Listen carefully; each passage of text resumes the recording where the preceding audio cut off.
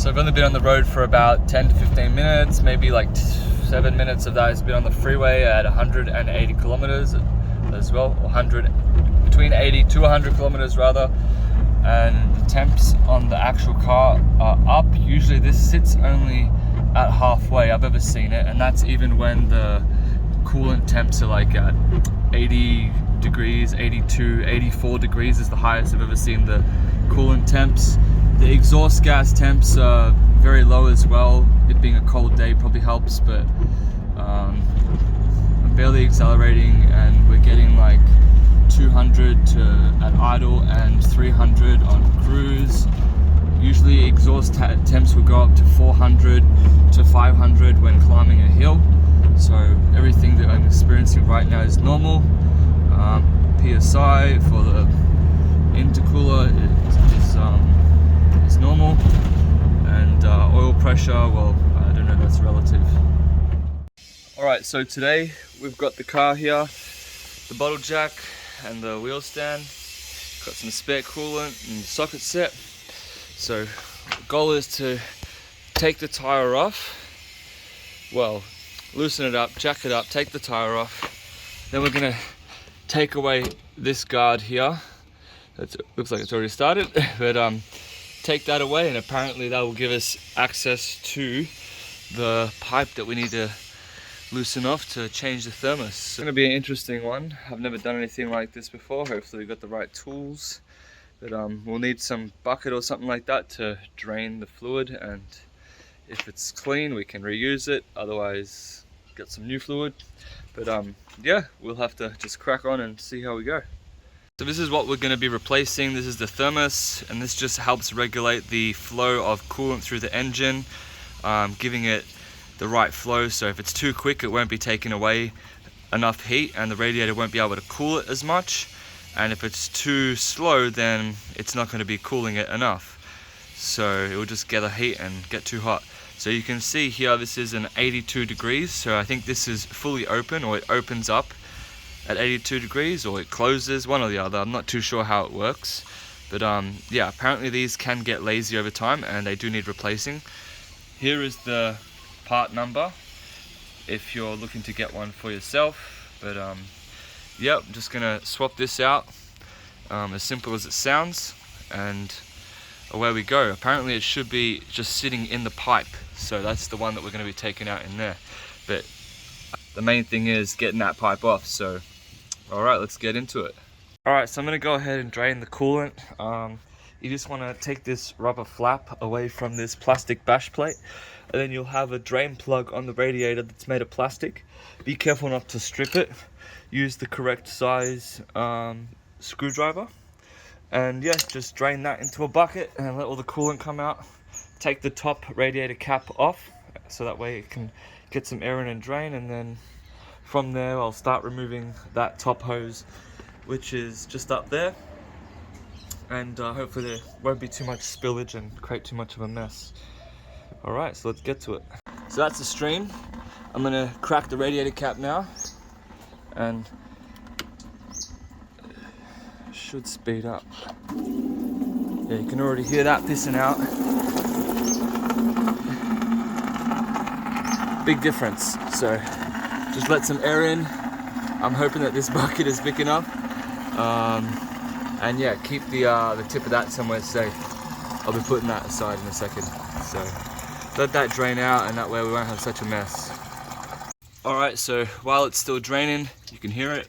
I've loosened off the bolt that is right here, but not before loosening off this band. So I actually just did it from the top. It was a little bit easier because I don't have a dual battery. And now, once that liquid is finally drained, I will chuck the sump plug thingy onto that, and then what we'll do is we'll remove this hose and try and catch anything that drops, all the liquids, whatever's left in that hose, and yeah, then we'll do the part that I'm not looking forward to, is taking these long ass bolts out. So we'll check back in soon. So this is where the top bolt is, and if I can get it on, there we are. that is where the bottom bolt is, for reference, if anyone is wondering. And that's the top one. See that. Alright, so we got the top radiator hose off and only a couple drops of fluid came out. I had the bucket there just in case. So that's because we took our time, took that off, and the radiator cap and drained it properly. Now it was pretty firm, as that's probably never been replaced before, but I just got a nice long flathead screwdriver and I just shoved it up underneath the pipe and just wedged it on the top and bottom just to kind of break that seal, because this band had been on there for so long. So we'll keep that aside. And now that we've got that off, we've got that top bolt off, now it's time to crank into these bolts that are at the front here. So wish me luck. Alright, so happy days, this came out without a problem. So the bolts, I've just left them sitting there. As you can see, one of them's hanging out, and you can kind of see the thermos is just nicely sitting in there. You see that little triangle in there? That's the thermos, and I've let this drip for a couple of minutes just so I don't get a massive gush. There is a little bit of coolant spill, so we'll have to clean that up. But yeah, we'll swap that out. It's as easy as just replacing it by putting the other one in, and then it's a reverse process of putting the pipe back and everything. So I might give that a bit of a clean up first, but yeah, super happy.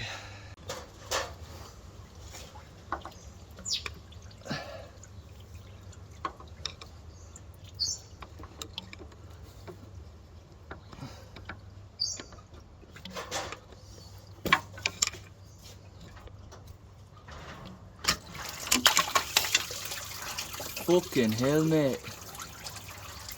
Jesus. That's why you want to get that out.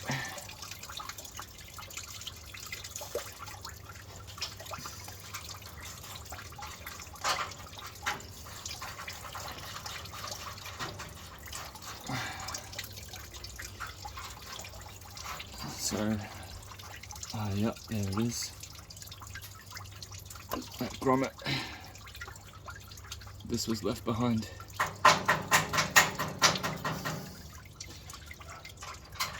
What a mess. What a freaking mess.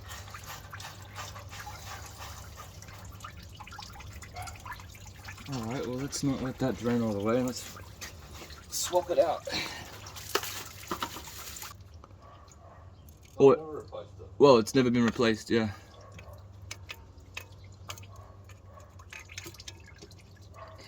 Why are you replacing it? Well, because it's become lazy. We need to become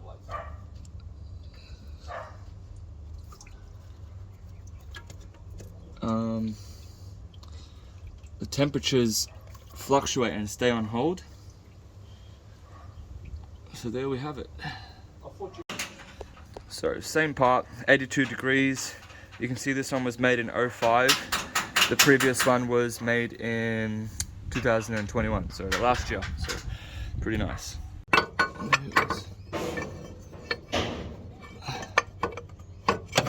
There we go, just like that. Slide back and up and in. And now, with that in place, sort of,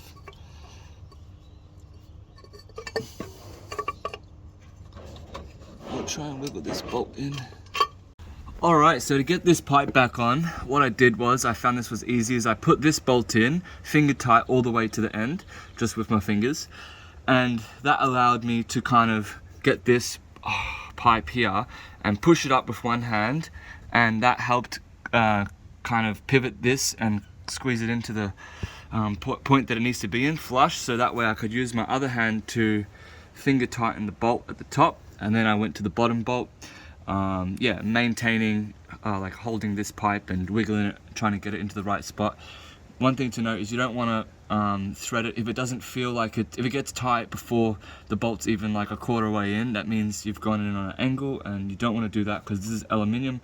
Aluminium's soft, and you do not want to rethread this because then you'll be in a bit of a drama there. But yeah, put this bolt in, then these two bolts in, put your hose back on, put your clip back on, make sure your bottom sump plugs on, your two radiator caps on, and clean up the mess that you've made here.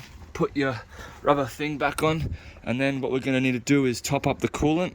So there's plenty of videos on how to top up and do your coolant, but I think that the way that I have done it is I've just filled up the radiator up until like this point, so just fill it up full, more or less, and then chuck some into this reservoir here. Make sure it's, you know, underneath this line, I guess, and then put your cap on, and then open this one here. So open this cap here. It's already got a little breather, so it's already got a bit of a breather there. And then what you want to do is just fill this up to the maximum, the max line, and then run the car, open up the heater, put it on the heater and put it on full blast, and just let the car idle, and then you'll see it drip down towards the minimum. I just took it for a drive after it having been on maximum, so it looks like it's still got a little bit of way to go, but yeah, over the next drive probably it'll probably be finished. So I'm going to leave the coolant in the car with me, so that way I can top it up when I get to my destination. So yeah, that's about it. So I probably didn't drain out every little drop of coolant, but I drained out most of it, and even what was in the engine somewhat, because of removing that thermo. But this is how much coolant I have been able to fill back into this disposable bottle. So 6 liters plus whatever's left in there, and that's probably about a liter. So I'm going to say about 7 liters, but you can see why I didn't want to use it. Unfortunately, being in the awkward location that it was, it managed to pick up a lot of the grease and oil and grime that was in there. So I'm just going to go to Super Cheap now and get a new one. I think it's a bit safer.